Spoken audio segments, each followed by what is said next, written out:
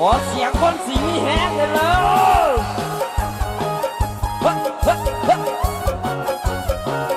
อันเจสีบ้านเพื่อนอย่าใส่เด้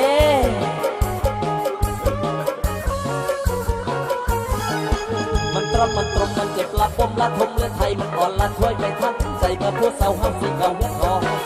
เรื่องไฟในงานมันดังสะท้านสลังสะเหินมันไอ้สะทุบอกสะเทือนเกินกี่เส้นเขาแท้ๆหลังน้องเขาคงสีขันเขาคงสีย่องจนกองอ่อนยาวแล้วแต่สีเห็ดกันโลกก็บ่อยากนึกภาพในบ้านกันแต่สุขในสัตว์มันเอาบุญแอวสัตว์เดือซ้ำใบได้ขึ้นสวรรค์สั้นใดเอินไอเนี่ยเดือยามเดินขึ้นหอนไอเนี่ยเดือยามเธอกอดกันกับเขาให้ขึ้นหอดแฟนเก่าที่เคยกอดเศร้ากอดแล้วเอินไอเนี่ยเดือยามเธอขึ้นสวรรค์น้ำเขาเอินซึ่งไอเบาๆเนี่ยเดือยามเธอมีแห่เจ้าเบาเงินมาหน้าตาตะลอบ้านหลังคอหวังใจน้องมาแคบบ้านเมืองเงินกับป่วยนักกันเลยแค่เงินไอ้บ่หน้าตาบ่พันบ้านหลังบ่ใหญ่บ่มียังแห่รังหูใจคือกับเจ้าเบาผู้เขามาแต่งมือแรงนี่ลาก็สิเป็นสารทำการแสดงกับเจ้าจุดซอดแจกกินแล้วจังไม่แสลงใจแซ่บดีมีแห้งแซ่บแดงมีอย่าลืมไอ้ได้ขึ้นสวรรค์รับไรไอ้เนี่ยเดือยามเดินขึ้นนอนไอ้เนี่ยเดือยามเธอกอดกันกับเขา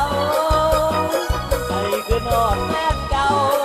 ที่เคยกอดเศร้ากอดแล้วเดินไอ้เนี่ยเดือยามเธอขึ้นสวรรค์น้ำเขาเดินสื่อไอ้เบา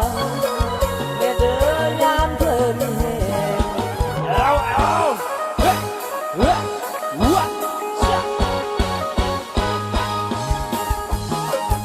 พิเศษทั้งเจเมาเจเสียงเด้อ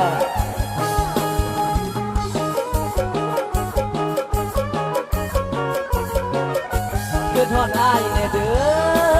อยามเธอกอดกันกับเขาให้ขึ้นหอดแฟนเก่า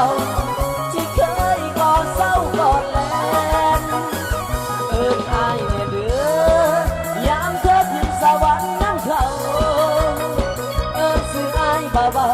ๆเนี่ยเด้อยามเธอมีแห่เจ้าเบาเงินมาหน้าตากันรอบ้านหลังทอบังเงินใจน้องมันแค่บังเงินเงินกับปวดมันกันเลยเงินไอ้บ่หน้าตาบ่ผ่านบ้านหลังบ่ใหญ่บ่มียังแค่รักหูใจคือกับเจ้าเบาผู้เขามาแต่งคือแลนี่ลาเขาสิเป็นสักการแสดงกับเจ้าจะซ้อนแจกกินแล้วจังไม่แสลงกันแซ่บดีมีแห้งแซ่บแดงมีอย่าลืมไอ้ได้ขึ้นสวรรค์รันไรไอ้เนี่ยเด้อยามเดินคือนอนไอ้เนี่ยเด้อยามเธอกอดกันกับเขาให้ขึ้นหอดแฟนเก่าที่เคยกอดเศร้ากอดแลนเอิ้นไอ้เนี่ยเด้อยามเธอขึ้นสวรรค์น้ำเขาเอิ้นสื่อไอ้เบาๆเนี่ยเด้อยามเธอมีแห่งเอิ้นสื่อไอ้เบา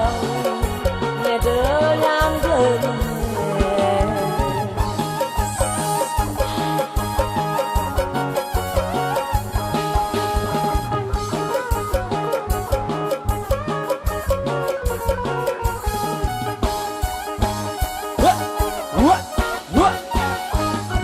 อยู่ทั้งใดเด้ทีมงานหมกบันขึ้นสว่างเนาะ